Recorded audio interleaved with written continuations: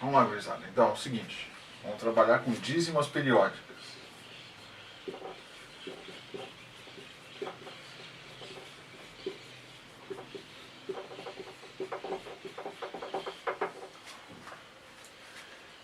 O que são dízimas periódicas? Se eu tiver um número, por exemplo, 3,77777, infinitamente repetindo esse 7, esse número que está repetindo a gente chama de período. Então nesse caso aqui o período é o 7. Eu posso reescrever sem ter que colocar esses 7 aqui. Eu posso só fazer o seguinte, 3,7 e colocar uma barrinha em cima dele. Essa barra vai me indicar que esse 7 está repetindo infinitamente. Então são duas maneiras de representar uma dízima periódica. Dízima periódica então é um número infinito que tem uma sequência de algarismos que se repete. Nesse caso aqui eu tenho um só. Eu posso ter mais de um número repetindo. Eu posso ter, por exemplo, 7,16, 16, 16 e assim por diante. Esse 16 que está repetindo, eu posso usar a barrinha, então vai ficar 7, 16 com a barrinha em cima. Então está aqui dois exemplos de dízimas periódicas. Essas duas que eu coloquei aqui são dízimas periódicas simples, porque depois da vírgula já vem o período. Imediatamente depois da vírgula inicia o período do número. Essas são dízimas simples. Dízima simples, então, quando o período inicia logo depois da vírgula. Mas tem outro tipo de dízima também. Vamos ver qual é.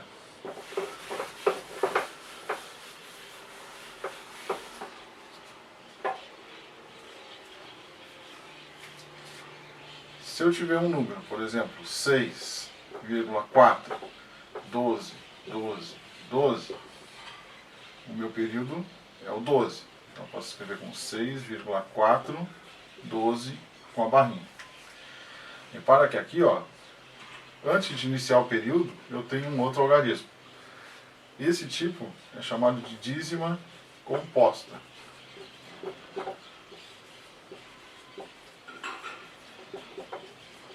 A dízima composta é quando, antes de iniciar o período, entre o espaço da vírgula e o período, eu tenho um ou mais algarismos.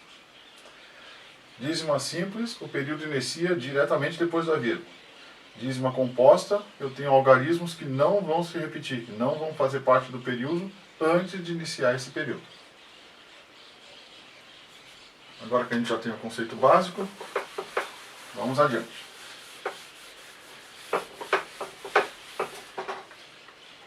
Lembrando do sexto ano, se eu tiver essa fração, por exemplo, 8 quintos, eu posso transformar num número decimal.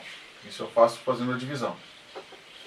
8 dividido por 5 dá 1, 1 vezes 5, 5, sobrou 3. Bom, como 3 não dá para dividir pelo 5, vou para a parte decimal, vírgula, acrescento 0, 30 dividido por 5, 6. 6 vezes 5, 30. Então, 8 quintos, na forma decimal é, se eu tivesse e quisesse transformar ele em fração, pego o número, repito, sem a vírgula, e como aqui eu tenho uma casa depois da vírgula, eu vou usar um zero, 10. Se fossem dois números, seriam 100, 3, 1000 e assim por diante. Simplifico a fração, 16 décimos, eu posso simplificar por 2, vai ficar 8 quintos. Tá? Então isso aqui a gente já viu no sexto ano. Como transformar fração em decimal e decimal em fração. Vamos adiante.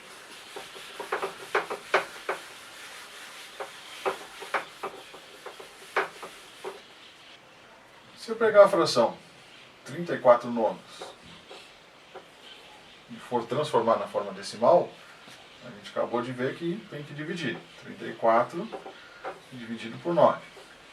34 dividido por 9, 3. 3 vezes 9, 27. 34 menos 27, 7. Bom, 7 não é divisível por 9, então vírgula, 0. 70 dividido por 9, 7. 7 vezes 9, 63. Vai sobrar 7. Atenção, quem não lembra do efeito carrossel, é só dar uma olhadinha no link para ver como é que funciona. Como eu repeti o resto aqui, vai repetir aqui e para sempre vou ficar preso nesse carrossel. Então, 34 nonos vai me gerar uma dízima periódica. 3,7 e o 7 é o período. Certo? Só que agora surge um probleminha. Como é que eu vou transformar 3,7 em fração se esse meu 7 aqui não é um número único? Ele é um período. Vai complicar a minha vida. Eu não tenho como escrever todos os 7 que tenho aqui e depois tirar a vírgula e colocar embaixo todos os zeros. Eles são infinitos. Eu não tenho como fazer isso. Então, não pode ser assim. Vamos ter que achar uma outra maneira de criar a fração geratriz dessa dízima periódica.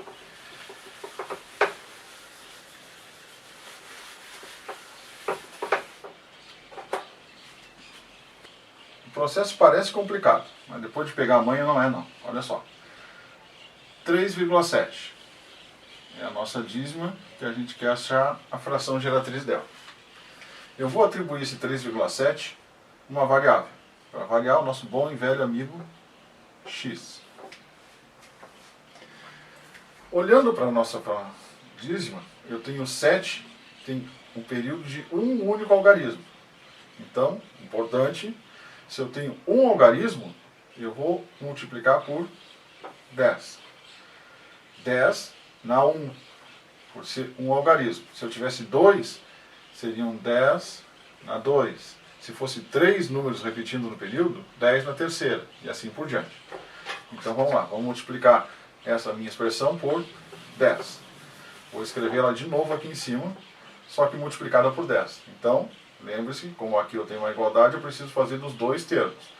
X vai ficar 10x. Do outro lado, como eu tenho infinitos setes, ao multiplicar por 10, eu vou empurrar a vírgula uma casa para trás. Então, esse meu 3,7 periódico vai se transformar em 37,7 periódico.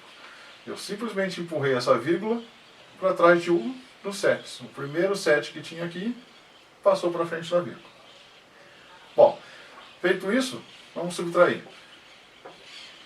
10x menos 1x, 9x. Do outro lado, 37 menos 3 é 34. E aqui, a parte interessante é que, como eles são infinitos, eles são iguais. Ah, mas eu não sei quantos tem. Não importa. A parte depois da vírgula, de cima e de baixo, é igual. E se a gente vai subtrair duas coisas que são exatamente iguais, é zero. Ou seja, eu transformei esses dois aqui em um número inteiro, 34. Feito isso, eu só preciso pegar esse meu 9 que está multiplicando e isolar o x. Se ele está multiplicando, o contrário de multiplicar é dividir. 34 nonos. E se vocês voltarem um pouquinho no vídeo, foi a fração que deu origem à nossa dízima periódica. Encontrei a fração geratriz. Fração geratriz é a fração que dá origem à dízima periódica. Bom, mas eu fiz agora por uma dízima simples. Vamos fazer por uma dízima composta. O que acontece se o meu período não iniciar diretamente depois da vírgula? Qual é o método que eu vou ter que usar? Vamos usar como exemplo a dízima 2,54. E o meu período é o 4. Ou seja, quem repete é o 4. Quando a dízima é composta, o primeiro passo é empurrar a vírgula diretamente anterior ao período. Ou seja, eu preciso empurrar essa vírgula para cá. Como eu preciso deslocar a vírgula uma única casa, eu vou multiplicar ela por 10. Então, aquele meu x inicial lá, não vai ser só x, vai ser 10x. E a minha vírgula veio para trás do 5. Então, 10x é igual a 25,4 periódico. O meu 4 é o que repete. Feito isso, vamos puxar o primeiro dos nossos 4 para antes da vírgula. De novo, eu vou ter que multiplicar ele por 10. Eu vou empurrar uma casa para trás. Então, eu vou ter aqui 10 vezes 10, eu vou ter 100x igual a 254,4, e o 4 é periódico, portanto, infinito. Vamos lá, mais uma vez, subtrair. 100 menos 10, 90x. Do outro lado, a gente já viu que a parte após a vírgula aqui, uma vai anular a outra, então vai desaparecer. Eu vou ficar com 254 menos 25. Não posso tirar 5 de 4, então 14. 14 menos 5, 9. Aqui ficou 4, menos 2, 2. E o 2. Isolando a variável, 229 sobre 90. Está aqui a nossa fração geratriz. 229 sobre 90. Será que está certo? Bom, vamos testar. 229 dividido por 90. 2 vezes 90, 180. Sobrou 49. Bom, 49 é menor que 90, então vírgula 0. 490 dividido por 90, 5. 5 vezes 0, 0. 9 vezes 5, 45. Sobrou 40. Como eu já tenho a minha vírgula, só acrescentar zeros aqui. 400 dividido por 90, 4. 4 vezes 0, 0. 4 vezes 9, 36. Sobrou 40. O que aconteceu? Ó, repetiu o resto. Efeito carrossel. Já viram lá o videozinho? Confiram o vídeo do efeito carrossel. Repetiu o resto, posso parar, já sei que esse meu 4 vai repetir. Ou seja, 2,54 e o 4 é periódico. A nossa fração geratriz está certa.